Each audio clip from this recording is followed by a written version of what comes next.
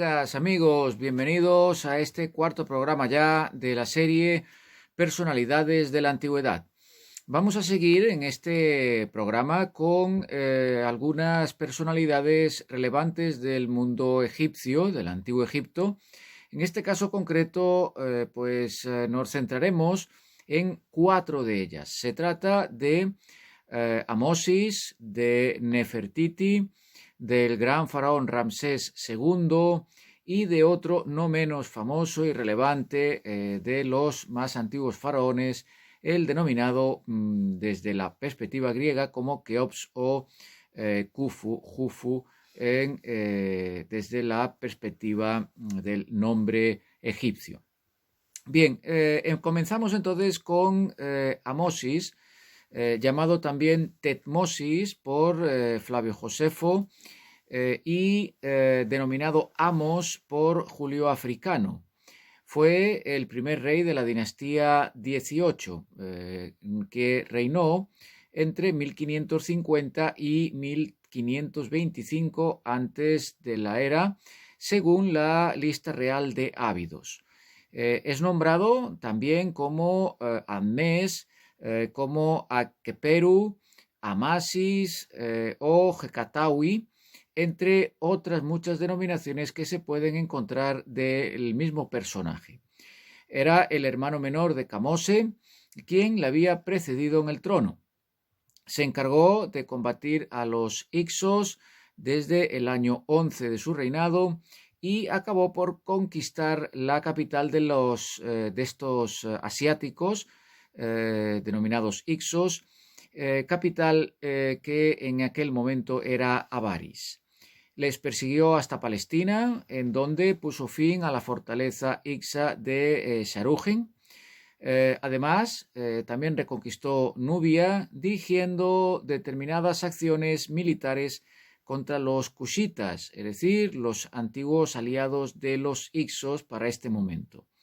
A partir de tales hechos hubo una época ya de paz y de prosperidad para Egipto, que es notable destacar, porque no siempre ha sido así. La mayoría de las ocasiones los anales nos cuentan en las fuentes más las actividades militares que las de periodos de paz. Inicia una serie de proyectos de edificación de templos y de reconstrucciones en Tebas y en Memphis, y reorganiza la administración devolviendo a los gobernadores sus diferentes responsabilidades provinciales. Su momia, aunque no su tumba, se encontró en Deir el-Bahari. Es el faraón que aparece representado en la denominada Estela de la Reina, donde se le muestra sentado en su trono al lado de su esposa, llamada Amosis Nefertari. Y también en su hacha ceremonial, un arma de guerra, donde se inscribieron sus nombres de nacimiento y de entronización. Pasamos ahora a una personalidad muy famosa, sobre todo por el célebre busto que la representa y que se encuentra hoy en Berlín. Me refiero naturalmente a Nefertiti. Nefertiti vivió entre 1370 y 1336 antes de la era y fue la esposa del faraón de la dinastía XVIII Akenatón, el denominado así de manera convencional como faraón hereje. Su nombre, que significa ha llegado la hermosa, es universalmente reconocido, como decía hace un momento, por el célebre busto que fue hecho por Thutmose y que hoy se encuentra en Berlín. Fue adepta al culto de Atón, igual que su esposo, y de hecho pudo haber influido de manera bastante significativa en la decisión de Amenhotep IV de abandonar la adoración de los dioses egipcios en favor de un monoteísmo centrado en Atón, es decir, en el sol. Nefertiti tal vez fue hija de Ay, si bien Tille, la esposa de Ay, aparece constatada como la nodriza de Nefertiti y no como su madre. No obstante, las dudas creo que son razonables en este caso. En el 5º año de su reinado, o tal vez en el 9º, Amenhotep IV, es decir, Amenofis IV, Ajenatón, se cambió el nombre a Akenatón, abolió las prácticas religiosas de Egipto y declaró a Atón como el dios único. Aunque es posible que creara un monoteísmo, lo más probable es que su acción fuera en realidad una maniobra de carácter político para recortar el poder y la riqueza de los sacerdotes de Amón. Nefertiti se cambió el nombre también por Nefernatón. Hermoso es Atón en su belleza, podría ser su significado aproximado, ¿no? Neferu Atón, como decía, hermoso, sí, bello es Atón en su hermosura. Con el faraón tuvo seis hijas, entre las que sobresalió, quizá la más conocida en las fuentes, la princesa Meritatón, con la que luego se casará su propio padre.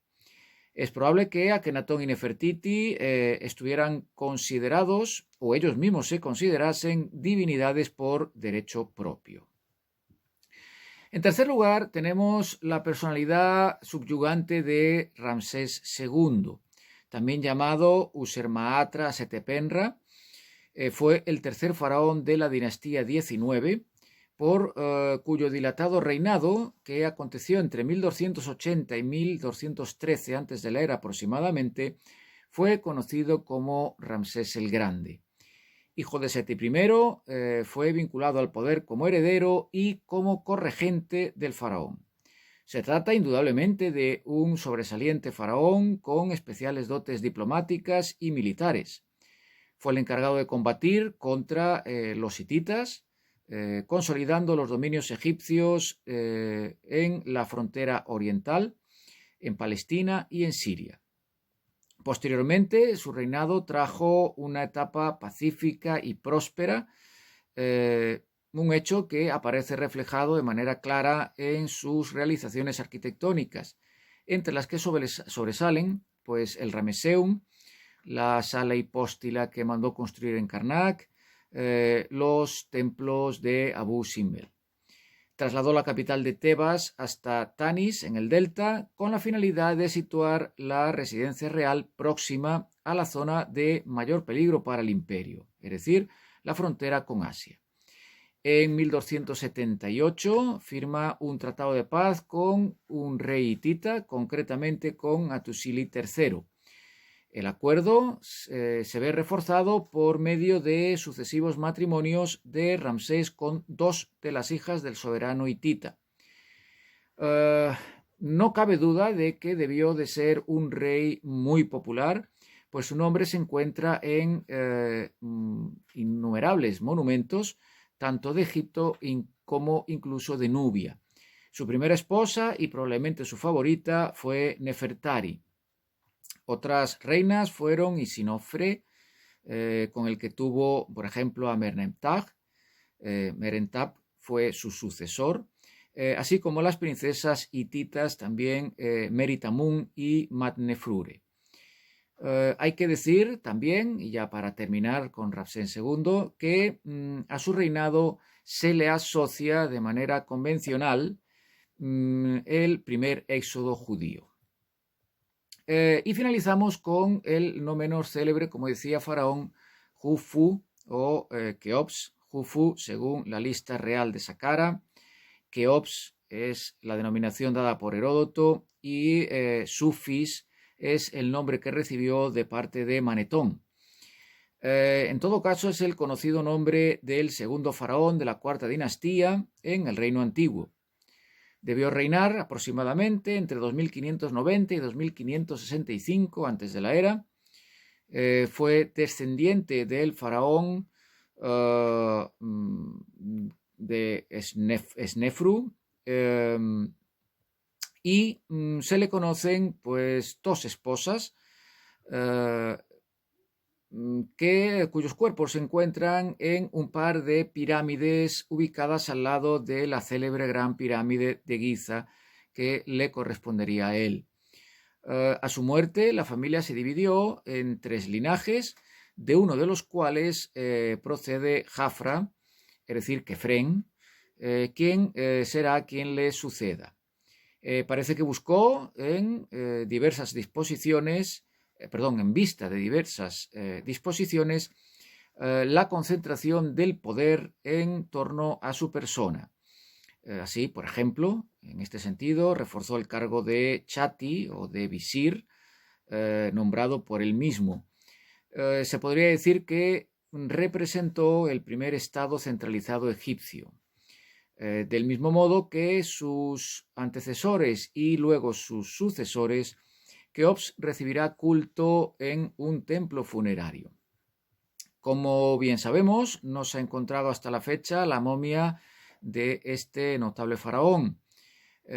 Cierto descrédito del rey y su reinado, que aparece reflejado en fuentes un poco posteriores, pudo deberse a unas supuestas medidas administrativas y religiosas tomadas por él, entre las cuales habría habido una supuesta y más que probablemente falsa, habría que decir, persecución del culto a Ra, cuando en realidad todos los faraones, sobre todo de manera constante a partir de la cuarta y la quinta dinastía, pues se asocian a esta divinidad solar, ¿no?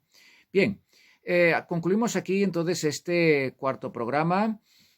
Solo deseo pues recordaros que os suscribáis, hagáis cualquier tipo de comentario, de pregunta, de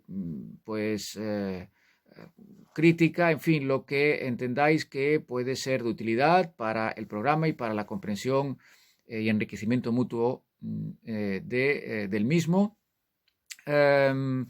Comentaros que para el programa número 5 ya cambiaremos de ámbito geohistórico y recalaremos en la antigüedad china. Y ahí trataremos pues personalidades, 4 personalidades también de renombre, tanto de la política como de la cultura. Me refiero al primer emperador, Qin Shi Huangdi, al emperador Han Wudi y a los pensadores Confucio y Lao Tzu. De forma que, lo dicho, os espero entonces para el próximo programa, os emplazo para el mismo. Suscribiros, dad like si os gusta, si os interesa. Repito, espero vuestros comentarios, sugerencias. Hasta ese momento, por lo tanto, salud, a conservarse, pasarlo muy bien y un gran saludo.